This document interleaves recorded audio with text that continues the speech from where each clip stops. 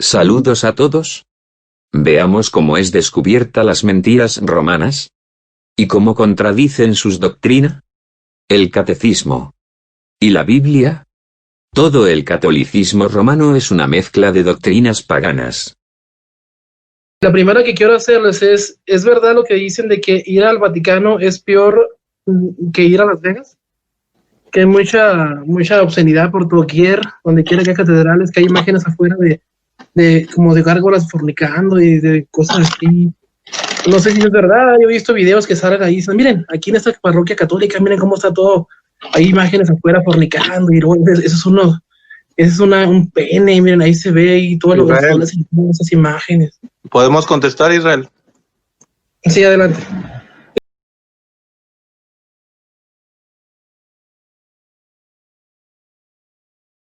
Es que, hermano, esos son videos editados de gente, esos no son iglesias católicas. En ningún lado nos enseñan a nosotros esas cosas. Y no hay esas cosas. Son gente que odia nuestra fe católica. Son montajes, son fotomontajes. Yo te digo a ti, ves a una iglesia católica y enséñanos así en vivo. Mira lo que están haciendo los católicos. Así. Pero no, empiezan a acusar que la iglesia católica tiene brujos, que hacen brujería adentro, que aprueba todo eso, que hay mujeres desnudas. No digas mentira. Si hay mujeres desnudas. En Francia hay iglesia con mucha gárgolas. Eso te lo puedo yo coger en foto y te las puedo regalar si quieres. Sí, eso lo voy a explicar yo si me lo permiten. Pero tiene un significado. Lo que los protestantes no entienden es que ¿sabe por qué se ponía eso en la iglesia antes? ¿Sabe para qué la iglesia hacía eso? Para burlarse del demonio. ¿Sabe por qué se ponía eso en la iglesia antes? ¿Sabe para qué la iglesia hacía eso? Para burlarse del demonio. Lo que pasa es que históricamente mucha gente en la Edad Media y antes de la Edad Media no sabía leer. Entonces se les explicaba el evangelio por medio de figuras, de imágenes. Entonces las gárgolas que estaban por fuera de la iglesia representaban lo que había por fuera en el mundo. Históricamente mucha gente en la Edad Media y antes de la Edad Media no sabía leer. Entonces se les explicaba el evangelio por medio de figuras, de imágenes. Entonces, las gárgolas que estaban por fuera de la iglesia representaban lo que había por fuera en el mundo, ¿ok? Y adentro estaba la presencia de Dios. O sea, lo que daban a entender es que por dentro de la iglesia estaba Dios, pero lo que iban a encontrar afuera era el demonio, a las cosas del mundo. No sabía leer. Entonces se les explicaba el evangelio por medio de figuras. Históricamente mucha gente en la Edad Media y antes de la Edad Media no sabía leer. Entonces se les explicaba el evangelio por medio de figuras, de imágenes. Entonces las gárgolas que estaban por fuera de la iglesia representaban lo que había por fuera en el mundo. Escuchemos cómo se contradicen los eruditos católicos. Dicen que Jesús fundó su iglesia en el siglo I. Entonces, si Jesús fundó su iglesia en el siglo I, ¿por qué no pudo sacar del analfabetismo 16 siglos de dominio a los pueblos? Y antes de subir al cielo, en Hechos de los Apóstoles, capítulo 1, versículo 8, Hechos de los Apóstoles, capítulo 1, versículo 8. Verán que Jesucristo, antes de subir al cielo, le da una misión a los apóstoles. Y esa misión es católica, universal. De ahí que se llama Iglesia Católica. Hechos 1, 8. La iglesia que estaba presente el día en que vino el Espíritu Santo, otra vez lo último que leyó, llegados de todas las naciones que hay bajo el cielo. Eso significa que la iglesia de Jesucristo, sobre la que viene el Espíritu Santo, es católica. De todas las naciones que hay bajo el cielo. Eso significa que la iglesia de Jesucristo, sobre la que viene el Espíritu Santo, es católica.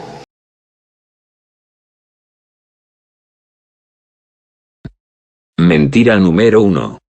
Las figuras y esculturas de demonios y gárgolas en las catedrales católicas son de cultos paganos romanos egipcios. Escuchemos a los expertos. Las gárgolas en realidad son muy antiguas. Las primeras en las catedrales las vemos allá por entre el siglo XII y el siglo XIII fundamentalmente. Allá por el año 1200 empezaron a ser populares, siempre talladas en piedra, pero en realidad históricamente se las puede rastrear de mucho antes, porque las vemos presentes en la arquitectura, tanto de la arquitectura egipcia como la romana, como la griega. Construían templos, lugares importantes que tenían todo un significado para ellos, siempre rodeados de estas gárgolas. De cualquier forma, aunque ya estaban presentes en la arquitectura egipcia, romana y griega, fueron mucho más populares en el arte gótico medieval.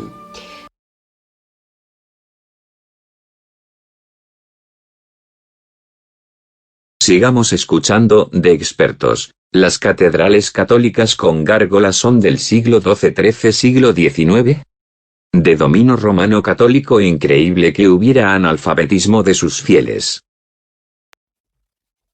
Por eso estos seres mitológicos se asociaron a las iglesias medievales y al estilo gótico, al punto que a la famosa Catedral de Notre Dame de París, construida en el siglo XII, se le agregaron las gárgolas con forma de animales feroces en el siglo XIX, o sea, hace poco, porque pensaron que era inadmisible que el emblema de las catedrales góticas medievales no tuviera gárgolas con esas formas, al punto que a la famosa Catedral de Notre Dame de París, construida en el siglo XII, se le agregaron las gárgolas con forma de animales feroces en el siglo XIX.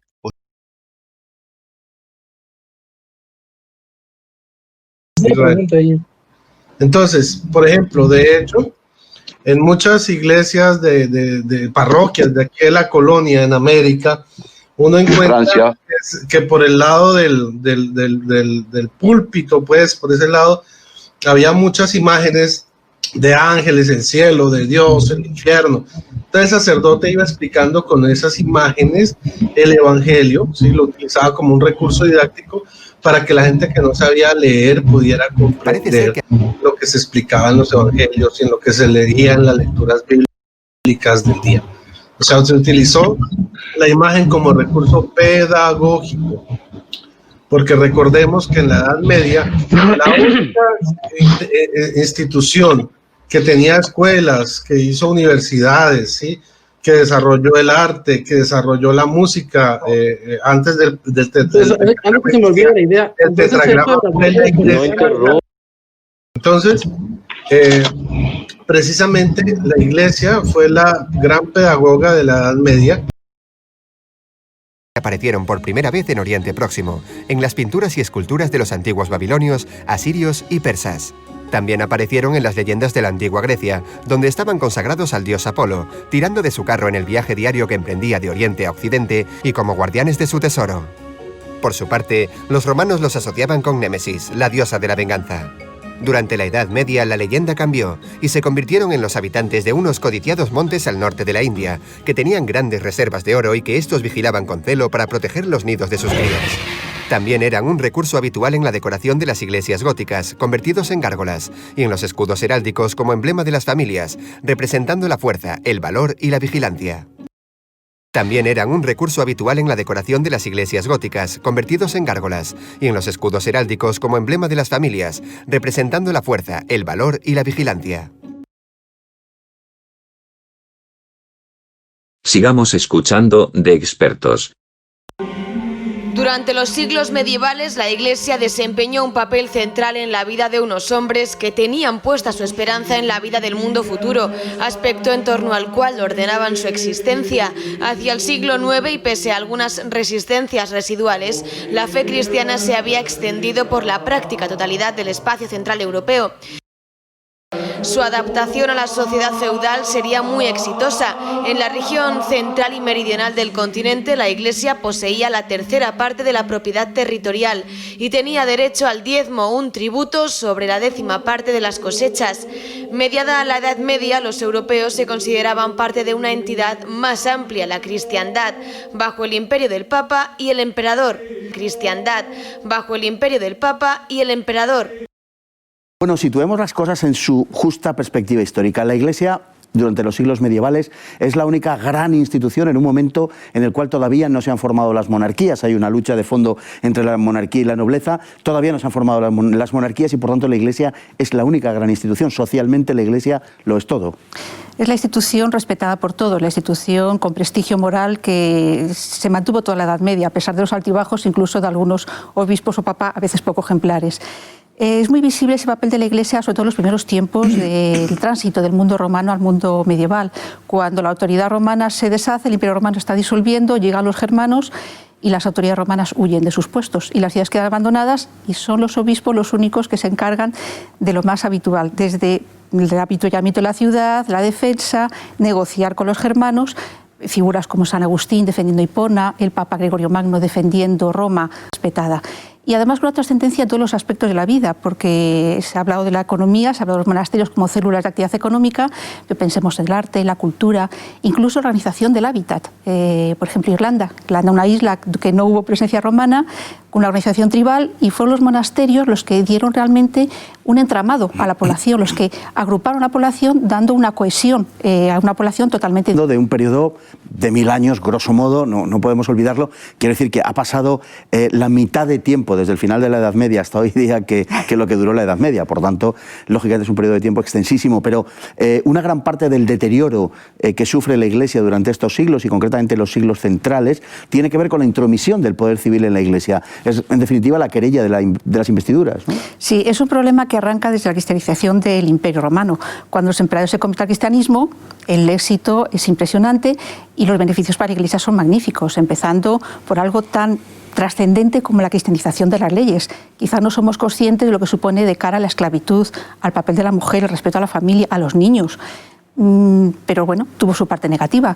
Los emperadores se consideraban protectores de la Iglesia, una protección que la Iglesia, en momento también de dificultades de todo tipo, consideraba necesaria, y de protectores pasaron a intrometerse en asuntos puramente eclesiásticos, superando la barrera de lo que era la protección que esperaba la Iglesia.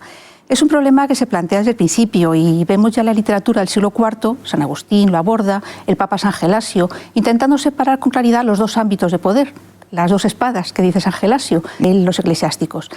Y aquí entra el debate y se entiende un poco las dos posturas, la Iglesia y el emperador, defender sus, digamos, derechos. La Iglesia afirma, y es cierto, que el cargo episcopal es un cargo eclesiástico con repercusiones religiosas, es decir, debe otorgarlo el Papa o los obispos. Sin embargo, el emperador dice, y no le falta razón, que con esos bienes temporales tan grandes que tienen unos obispos, son príncipes territoriales, son señores y deben obedecer al rey por encima incluso del Papa. Ahí ya desbarra un poco, pero no falta sentido un poco en su razonamiento. Hay que tener en cuenta que algunos arzobispos alemanes eran electores del emperador, es decir, su trascendencia política era mayor aún a veces que la eclesiástica. El problema se plantea de forma muy grave en la segunda mitad del siglo XI, que es cuando está ya realmente la caída de las investiduras, y es el debate entre quién debe otorgar la investidura. Al final llega el acuerdo con el Concordato de Worms, como se ha dicho en el prefacio, un concordato que separa las dos ceremonias con claridad, anteponiendo la religiosa, porque el obispo ante todo tiene que ser obispo, tiene que ser autoridad espiritual. Es la ceremonia en la que la autoridad eclesiástica competente le otorga la autoridad espiritual mediante el báculo y el anillo, y una vez consagrado obispo, el emperador o el rey le otorga el cetro para ejercer su poder temporal.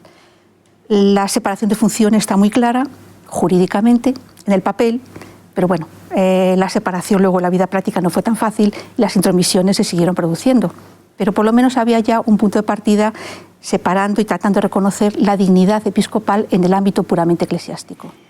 Y hablando de temas polémicos, tenemos también el del celibato, que se suponía en los sacerdotes, pero que, en fin, a lo largo de la Edad Media se va intentando asentar. El Papa Nicolás II condena definitivamente el nicolaísmo, que también viene producido esencialmente por la necesidad de dejar esos feudos a los propios descendientes por parte de la autoridad feudal, que a la vez era eclesiástica.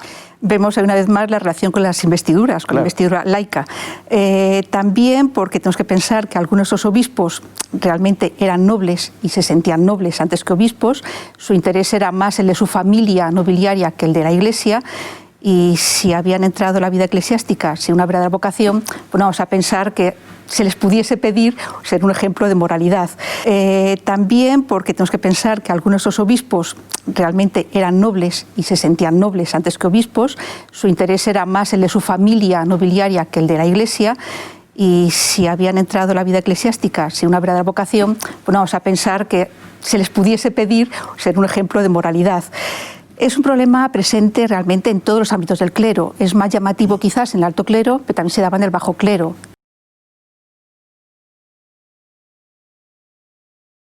Los emperadores paganos, reyes y el catolicismo romano católico sometieron a la ignorancia a los pueblos para que no les resplandezca la luz de Cristo.